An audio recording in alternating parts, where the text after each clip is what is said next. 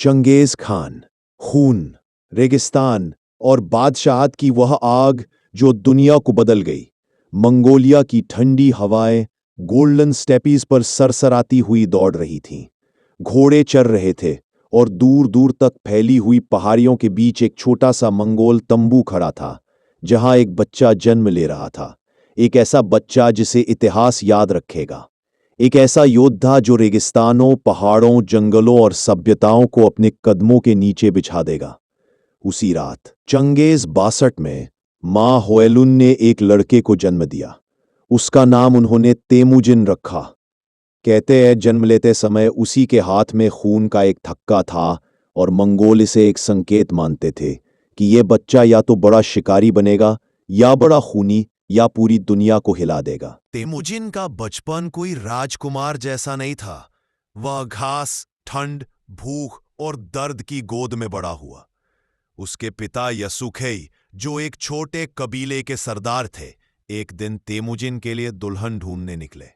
वही रास्ते में उन्हें तातर कबीलों ने जहर दिया और कुछ दिनों में उनकी मौत हो गई।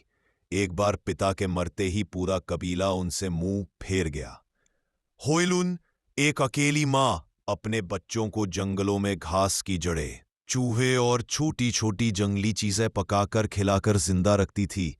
बच्चे भूख से तड़पते और कई बार तो रात को सोते समय पेट में दर्द से करवटें बदलते रहते। तेमुजिन गरीबी, बेबसी और ठंड का स्वाद बचपन में ही चख चुका था। लेकिन उसके भीतर अजीब सी आग थी।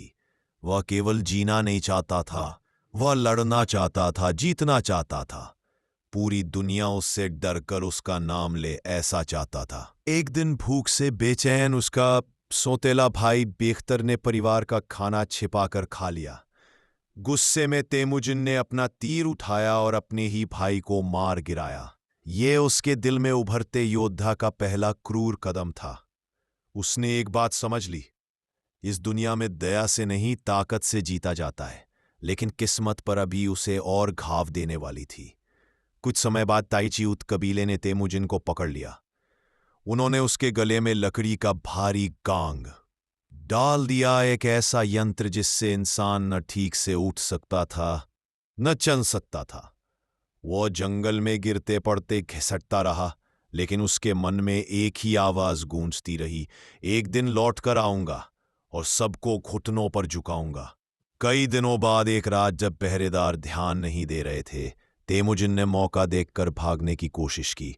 वो बर्फीली नदी में कूदा, ठंड ने उसकी हड्डियां जमा दी, पर वो घिसटता हुआ एक घर तक पहुंचा। वहां के मालिक ने उसकी जान बचाई।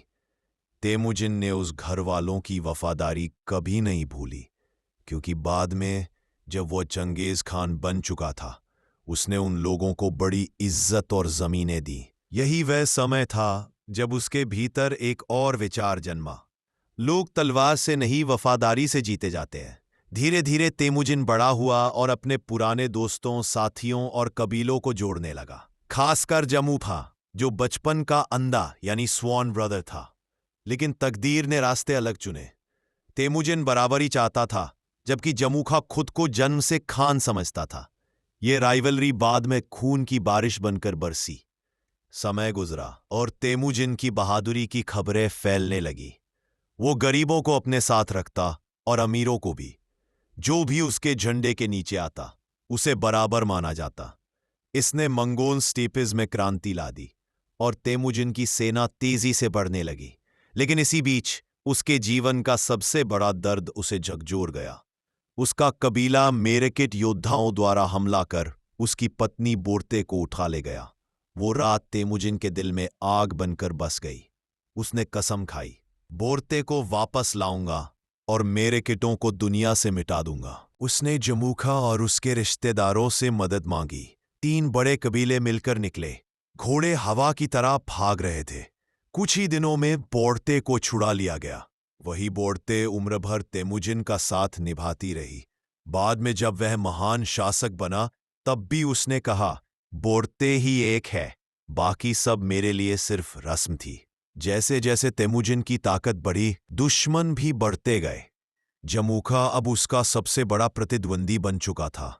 दोनों की सेनाएं रेगिस्तानों में भिड़ी, पहाड़ों में भिड़ी घास के मैदानों में भिड़ी। हर युद्ध मंगोलिया की धरती को खून से लाल करता चला गया।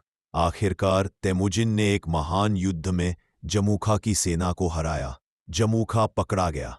तेमुजिन ने उसे मारने से पहले पूछा, चाहे तो मैं तुझे माफ कर दूं।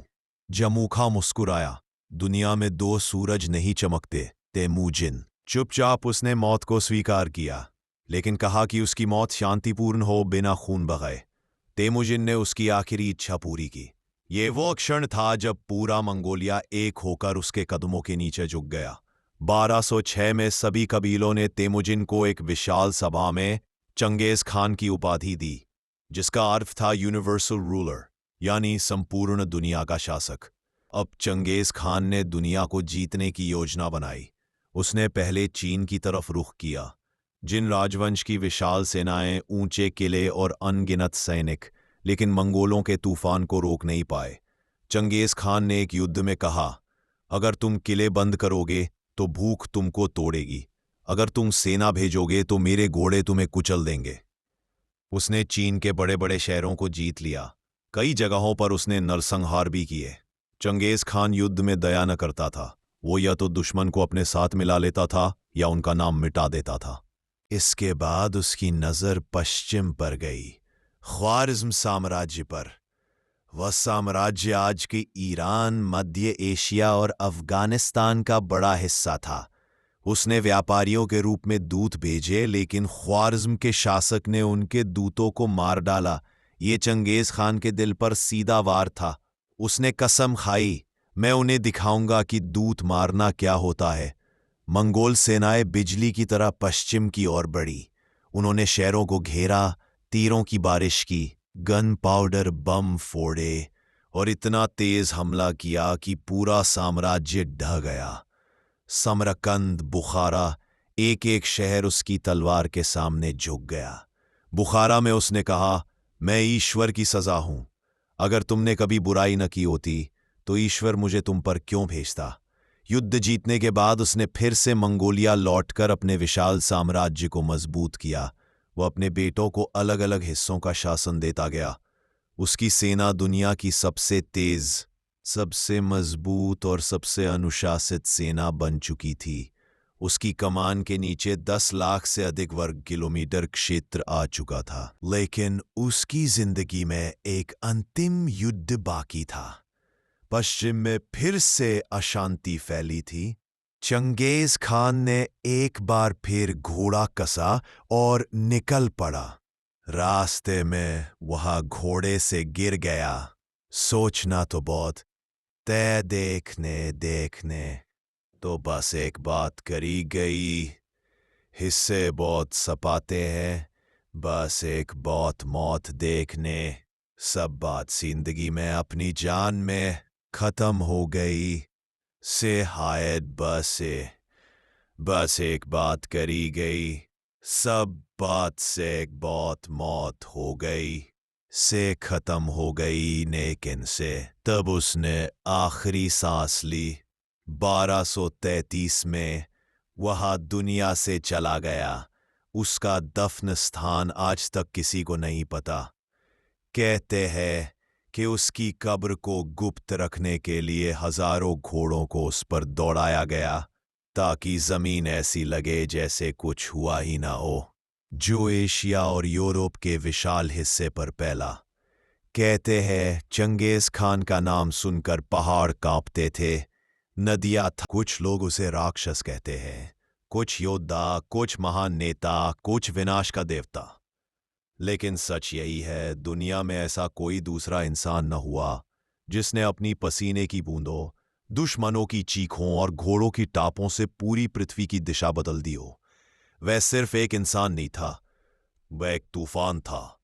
एक ऐसा तूफान जिसे इतिहास बार बार याद करता रहेगा।